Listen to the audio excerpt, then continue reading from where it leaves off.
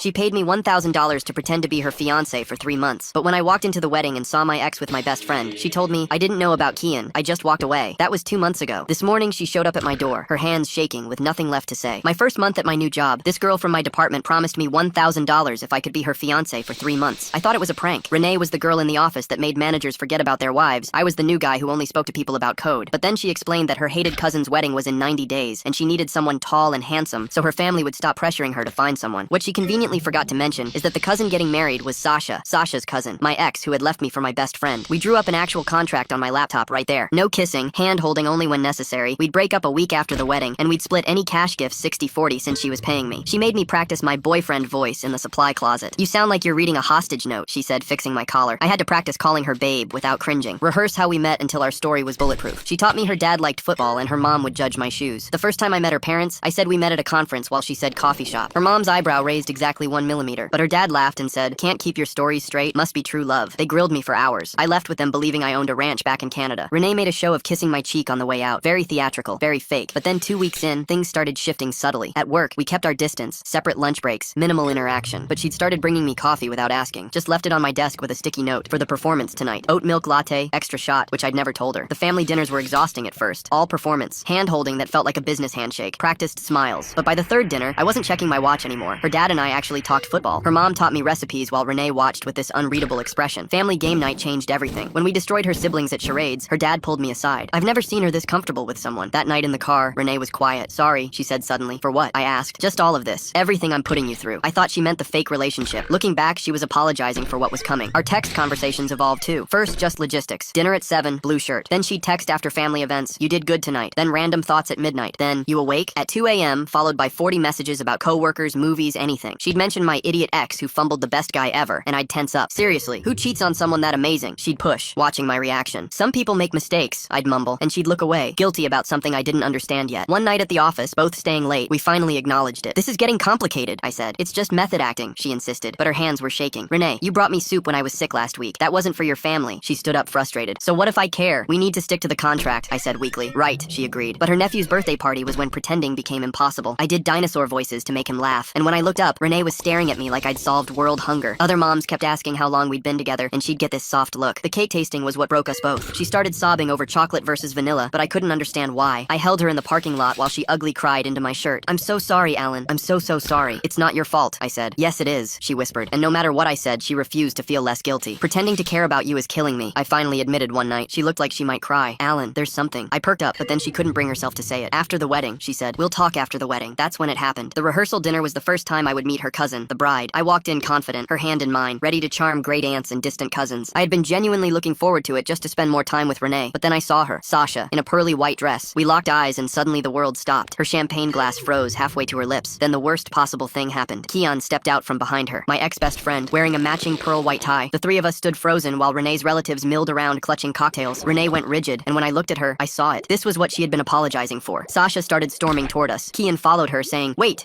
I can't do this. I turned to Renee. Please. Her voice broke, but I was already walking out, leaving her standing there with her hand still extended toward where mine had been. She followed me to the parking lot. Please, just get through dinner. You knew they'd be here. I didn't know about Kian, but you knew about Sasha. That wasn't a question. Alan number. I originally just wanted. I cut her off. I told her I needed time, then got in my car and left. She had to walk back in and make up some excuse about food poisoning. She texted me all evening. 72 messages and 21 calls I didn't respond to. But then next morning at 4 a.m., she showed up at my door. The wedding's in 10 hours. Please, she sobbed. I stood there, not knowing what to do. She was shaking so hard her teeth were chattering even though it was warm outside. I opened the door wider, and she practically fell through it. Her makeup had run down her face in black streaks, and her dress from the rehearsal dinner was wrinkled like she'd slept in her car. The neighbors across the hall had cracked their door open to watch, so I pulled her inside before they called security. She collapsed onto my couch and immediately started digging through her purse with trembling hands. Her phone screen lit up with dozens of missed calls from her family. She swiped past them and pulled up old photos from her camera roll. 2 girls in matching red Christmas sweaters smiled at the camera, maybe 12 years old. Renee pointed at the taller one with perfect teeth. That was Sasha. They looked like sisters almost. Same nose, same chin. But Sasha's smile was bigger and brighter even back then. Renee scrolled to another photo from high school where Sasha wore a crown at what looked like homecoming while Renee stood in the background. Another photo showed them at some family party where everyone surrounded Sasha while Renee sat alone at a side table. My chest got tight as the pieces started clicking together in my head. She'd known exactly who my ex was when she hired me for this fake boyfriend job. She'd known I'd walk into that rehearsal dinner and see the woman who destroyed me. My hands started shaking too, but from anger, not sadness. Renee must have seen my face change because she grabbed my arm and shook her head so hard her earrings rattled. She tried to explain that yes, at first she just wanted to show up with someone impressive to make Sasha jealous for once in her life. But then everything changed when she actually got to know me. The coffee she brought me every morning, the soup when I was sick, the way she cried at the cake tasting, none of that was fake. Her voice cracked as she talked about how Sasha always got everything first. Better grades even though Renee studied harder. The lead in every school play while Renee worked backstage. The promotion at their grandmother's company that Renee had been promised. When Sasha announced her engagement at Thanksgiving, their mom literally turned to Renee and asked why she couldn't be more like her cousin. I walked to the kitchen because I needed to do something with my hands before I punched a wall. My body went through the motions of making coffee without thinking about it. 2 scoops of grounds, water to the 4-cup line, then I reached for the oat milk without even realizing I was making her drink, not mine. Extra shot of espresso, no sugar, exactly how she liked it. My hands shook as I poured, and I had to admit to myself that I'd memorized every little thing about her without meaning to. She followed me to the kitchen and pulled up her text messages to show me dozens of unsent drafts from weeks ago. Each one started with her trying to tell me the truth about Sasha. The timestamps showed she'd written them at 2 in the morning, 3 in the morning, right after our family dinners. But she never sent them because every time I mentioned my ex, my whole face would change and she couldn't stand being the one to hurt me like that again. The anger came rushing back, and I slammed the coffee mug down so hard that liquid splashed onto the counter. She knew I'd walk into that room and see them together. She knew what that would do to me after everything I'd told her about the betrayal. Nathan's toy dinosaur sat on my coffee table where he'd left it last week when they'd stopped by after his swimming lesson. Seeing it made everything worse because her whole family had become part of my life, and now it was all built on lies. Renee completely fell apart then, sliding down the kitchen cabinet until she sat on my floor sobbing. She kept saying she'd tried to prepare me by bringing up my ex in conversations to see if I was ready to face her. She thought she could somehow make it easier, but she was too scared to just tell the truth. Her whole body shook as she admitted she'd fallen for me and ruined everything because she was a coward. My phone started buzzing on the counter with text after text. What's really going through Renee's mind when she picks this specific guy for her scheme? She calls him tall and handsome, but there's something deliberate about choosing someone who only spoke to people about code. Makes me wonder if she wanted someone she thought wouldn't get too attached or ask too many questions about her real motives. Marcus asking if I was okay and saying they were worried about me. Elena saying Renee had left the dinner crying and nobody knew where either of us went. Even little Nathan had sent a voice message that his mom helped him record, asking where Uncle Alan was and why Aunt Renee was so sad. Each message made my chest hurt more because these people had become real family to me over the past 2 months. I sat down on the kitchen floor across from her because my legs felt too heavy to keep standing. The wedding would start in 9 hours and I had no idea what to do about any of this. She looked up at me with red swollen eyes and said I should choose what happens next and she'd accept whatever I decided. The clock on my microwave showed 4:47 a.m. and we sat there on my kitchen floor in silence while the coffee maker gurgled and dripped behind us. She finally pushed herself up from my kitchen floor and started laying out options while pacing around my tiny apartment. Option 1 was I could come to the wedding and we'd stick to the contract like nothing changed, pure business. She'd even pay me extra on top of the 1,000 we agreed on, and after today she'd never bother me again if that's what I wanted. Option 2 was I could stay home and she'd tell everyone we broke up, make up some story about how I wasn't ready for commitment or whatever would make her family stop asking questions. I watched her hands shake as she gripped the counter and asked what option 3 was, even though I wasn't sure why I was asking. Her whole body went still and she turned to look at me with this expression I'd never seen before. Option 3 was we could go to this wedding together not as fake anything, but as whatever we actually were to each other now, facing this whole mess as real people instead of actors playing parts. The words hung there between us while the sun started coming up through my kitchen window. She waited for maybe 30 seconds before grabbing her keys and saying she needed to go get ready, but I should text her whatever I decided. After she left, I sat at my laptop staring at our contract file with all the notes I'd been keeping for 3 months. There were pages of details about her family members and their quirks, inside jokes we'd created during dinners, screenshots from her mom's Facebook where she'd posted photos of us at family events looking happier than I remembered feeling at the time. My phone buzzed with a text from Kian saying he knew things were weird, but both he and Sasha really wanted me at the wedding and asking if we could talk. I deleted it immediately but took a screenshot first because something in my gut said I should document everything from here on out. The suit Renee had helped me pick 3 weeks ago was hanging in my closet and I pulled it on just to see how it looked. She'd spent over an hour at the store making sure the fit was perfect, smoothing down the lapels and stepping back to look at me from different angles while telling me I looked like James Bond, then turning red when she realized how excited she sounded. My phone rang and Marcus's name showed up on the screen. He said he didn't know what happened last night, but Renee hadn't been herself lately, and these past weeks with me were the happiest he'd seen her since she was a kid. Just thought I should know before making any decisions about today. After hanging up, I drove to the wedding venue, but parked across the street instead of in the actual lot. Guests were starting to arrive in fancy cars, and I watched from my driver's seat as a white limo pulled up, and Sasha stepped out in her wedding dress, looking perfect and laughing at something the photographer said. The weird thing was, it didn't hurt the way I thought it would. More like watching a movie about strangers than seeing my ex who destroyed me. My phone lit up with a text from Renee saying she was at the venue and had told everyone I had food poisoning but might show up if I felt better. No pressure though, and she attached a photo of the place card with my name still sitting next to hers at the family table her mom had saved just in case. Through my windshield, I spotted Nathan in his tiny tuxedo, standing near the entrance looking around with his sad expression while Grace bent down to whisper something to him. He shook his head and clutched the stuffed dinosaur I'd given him at his birthday party, the one he'd named Rex and carried everywhere now. My chest got tight watching this little kid search the crowd for me while wedding guests streamed past him into the building. Someone knocked on my car window and I jumped hard enough to hit my head on the roof. Sasha stood there in her wedding dress with the fabric pooling around her feet on the asphalt, gesturing for me to roll down the window. When I did, she immediately launched into this speech about how she needed to explain about Kian and how it wasn't supposed to happen the way I thought it did. The thing that struck me wasn't what she was saying, but what she wasn't saying because there was no actual apology in any of it, just her trying to control how the story sounded. I finally cut her off by asking how exactly it was supposed to happen then. She started fumbling with her words while adjusting her dress against the morning breeze. She managed to get out something about how they just fell in love, and it was messy, but real. Then she actually said she needed me to forgive them, so everyone could move forward. The way she said it made my hands tighten on the steering wheel. I told her I didn't forgive her and didn't need to. I said she made her choice, but this wasn't about her anymore. Her face went through about 6 different expressions before she asked why I was even here then. That's when it hit me exactly why I'd driven all the way here. I rolled up the window while she was still standing there and drove toward the venue parking lot. The ceremony was already starting when I walked through the heavy wooden doors. Every head in the back rows turned, but I kept walking down the side aisle. Renee's eyes went huge when she spotted me sliding into the empty seat beside her. I took her hand without thinking about it, not for show, but because I wanted to. She squeezed back so hard my knuckles cracked. During the vows, when Kian stood up there promising to be faithful, I felt Renee's whole body go rigid beside me. She leaned over and whispered we could leave if I wanted. I whispered back that we were seeing this through to the end. Elena was sitting on Renee's other side and gave me this small, approving nod. The reading started, and Nathan scrambled out of Grace's lap and climbed into mine instead. He started whispering about dinosaurs while the reader droned on about love and commitment. His little hands were making pterodactyl wings against my chest. This moment felt more real than anything I'd experienced with Sasha in our entire 2 years together. Renee was watching us with this look on her face I couldn't figure out. The reception moved to the ballroom next door, and we found our table assignment on the seating chart. Table 3 put us right with Sasha's parents, who kept shooting looks at me every few seconds. Her mom's mouth was this tight line while her dad wouldn't make eye contact at all. Renee handled their awkward questions like she'd been doing this her whole life, deflecting and redirecting with practiced ease. I focused on cutting Nathan's chicken into dinosaur shapes while he narrated an entire prehistoric battle. During cocktail hour, Keon cornered me by the bar while I was getting Renee a drink. He started with this whole speech about how we needed to clear the air between us. I set down the glasses and stood up slowly to face him. I told him we weren't bros and never would be again. I said he slept with my girlfriend while pretending to be my friend and there was nothing to clear. His face went red and he stepped closer like he might actually try something at his own wedding. Renee appeared between us before anything could happen. She told Keon maybe he should focus on his bride instead of harassing her boyfriend on his wedding day. The way she said boyfriend hung in the air because she didn't add the word fake in front of it. Keon backed off and stalked away while Renee's hand found mine again. Marcus caught up with me during the cigar break on the terrace after dinner. He lit his Cuban and started talking about how he and Elena actually had an arranged marriage at first. He said it took them 3 years to fall in love for real, but now he couldn't imagine life without her. He looked at me through the smoke and said, sometimes the best things start as business arrangements. We stood there watching the sunset while wedding music drifted through the French doors. Back inside for dinner, Sasha's maid of honor got up to give her speech about true love conquering all obstacles. She kept making these pointed looks at me every time she said the word obstacles. Under the table, Renee's hand found mine and held on tight. The maid of honor finally sat down after her speech, and servers started clearing plates while the DJ grabbed his mic to announce the bouquet toss. All the single women crowded onto the dance floor, except Renee, who stayed in her seat shaking her head until her sister Grace physically dragged her out there. Sasha stood at the front in her white dress, holding her bouquet and scanning the crowd of women behind her with this weird smile. She turned around and locked eyes directly with Renee, then spun back and threw the bouquet hard, like she was trying to knock someone out with it. The flowers sailed straight at Renee's face, and she caught them purely out of reflex to protect herself from getting hit. Sasha turned around with this nasty smirk and said loud enough for everyone to hear that maybe Renee would be next if she could find someone real. The whole room went quiet for a second, and I saw Renee's face go from shocked to furious in about half a second. Catching a bouquet out of self-defense while your ex-best friend throws shade at your wedding? Now that's a plot twist worthy of its own reality show. Someone call the producers because this reception just got spicy. She stood up suddenly and somehow had a microphone in her hand before I could even process what was happening. I reached for her arm to pull her back down, but she was already talking into the mic, saying she wanted to make a toast to her cousin Sasha. The room went dead silent, and even the servers stopped moving as Renee raised her champagne glass and said Sasha always got what she wanted. She kept going, saying whether it was the promotion at their grandma's company, or the bigger wedding budget, or even other people's boyfriends. Gasps went through the crowd, and I saw Marcus sit up straighter, while Elena's mouth fell open in shock. Renee wasn't done though, and thanked Sasha because her choices had led Renee to me, to Alan. Sasha's face went completely white, and she tried to tell Renee to stop, but Renee kept talking into the mic. She said I had spent 3 months pretending to love her for money, only to discover what we had was more real than anything Sasha and Kian built on lies. The room exploded into chaos with people talking over each other,